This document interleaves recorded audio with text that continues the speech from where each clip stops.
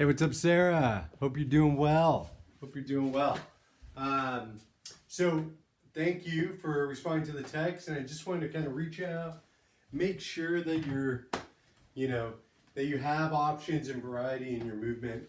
One thing being a little bit limited on weights that you have available, time, and just emotional bandwidth in general. One of the best things that you can do as far as movement practice or strength training or whatever it might be during these times, I think, is keep them as short and simple as possible and try to provide some variety. I think those two combinations, those two ingredients kind of allow you to do movement more often. So the two workouts that you do have, if I recall, they're 2 4-movement workouts. And what I would say with those is, like, even with those, don't feel like you have to go through all 4 if that's an issue. If it's not, by all means, keep tearing it up. Try to do more reps, blah, blah, blah. If it is an issue, know that you can do, like, number 1 and number 2 together, number 3 and number 4 together. Because the way that I set those workouts up was that there was some kind of leg chain move and some kind of upper body move, then another leg chain move, then an upper body move. So you could totally pair those off. You could do, 1 pair in the morning and 1 pair in the afternoon. So yeah, just know that that option's there and it all counts. Otherwise, the walking, I hope you're getting some of that in. We got some bright days out there. Same thing there. It doesn't have to be a marathon. You don't have to walk to Everett and back. Like 5 minutes would be awesome for just mental clarity. And then getting up and going for a walk would be great for your hip flexors, especially your right side. And I think those will help kind of correct the kind of listening postures that you have to have so often for what you do. Okay? So with that said, I want to give you 2 movements right out of the gate. These 2 moves, I'd like you to pepper into whatever you're doing for a warm-up already. Any mix of things that you're doing is great. Just make sure these 2 things are in there. They might already be, but I was thinking about it. I want these to be in there. So, number 1 is a squat with a big arm circle. You and I did this quite a bit. Now, it's a great warm-up movement, but for you more so because it makes you lengthen through here and it makes you lengthen through here. And if you think about being seated, in a sitting position all day, it compresses you. So we're really wanting to lengthen out. The squat itself, I'll show you from the side, it doesn't have to be that deep. It's pretty short, right? Shallow. And then I come up. It's more about the up and lengthening, okay? So I would say anywhere between 8 to 10 reps one way, 8 to 10 reps the other way. Good. The other one that I want you to do is an actual stretch. Let me grab something here. Sorry. Should be prepared. Okay, so hip flexor stretch, right? This may already be in there. You may be already doing it, but just to make sure. So knee down, curl those toes underneath. Other foot is forward, and I would have the wall, a chair, a table, something to support so that I can focus more on tail tucking. That should bring a stretch to the front of the hip. And I'm guessing, especially on that right side, it's going to really pull. So it won't take much, and it shouldn't be blood, sweat, and tears. It should just be like, 7 out of 10 stretch. If it's not, you can step out further and bring the pelvis forward. That will definitely intensify, but stay upright, okay?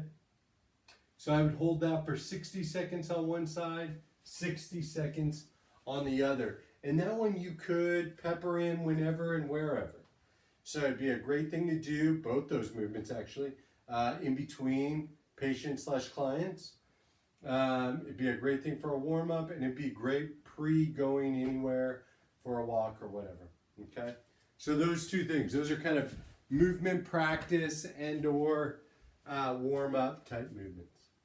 The program that I want to give you, kind of another series of 4 moves, is kind of going back to some form of single leg progression.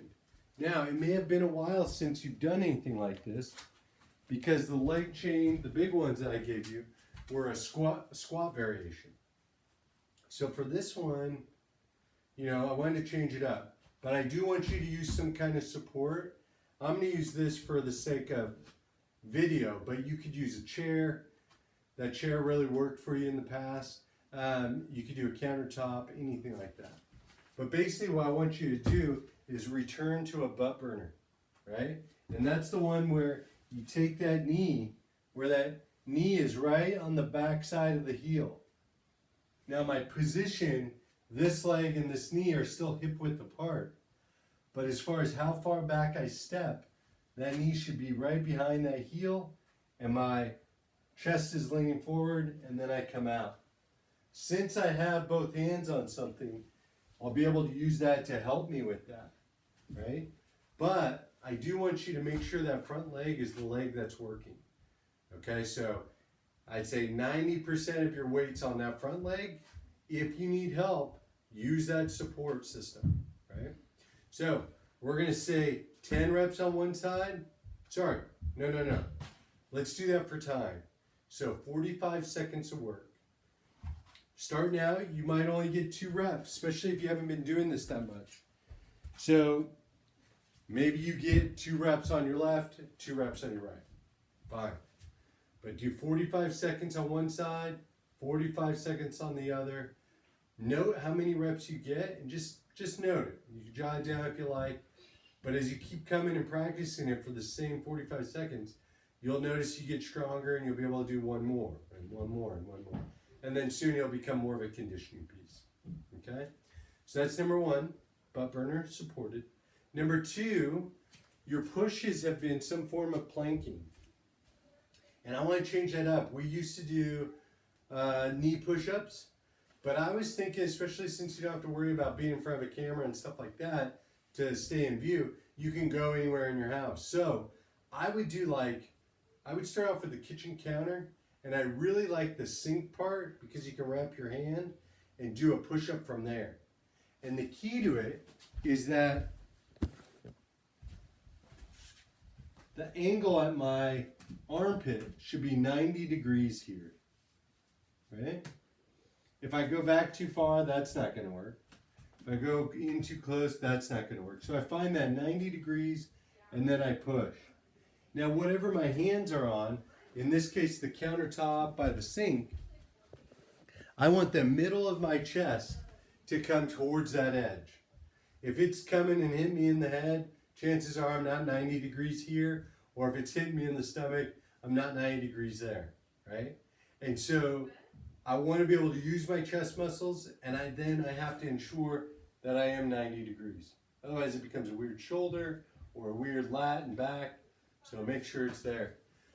Start off by doing 5 reps there. If it feels extremely easy, the next question is, could you do 12? If you can do 12 reps at that height, whatever height it is, but in this case the countertop, then you need to find 2 inches less, 3 inches less, something like that. Maybe chairs together, maybe the foot of a bed, maybe the armrest of a couch, something like that. If it's 5 reps is hard, then you need to find something higher, right? And you could honestly do them from the wall, same thing.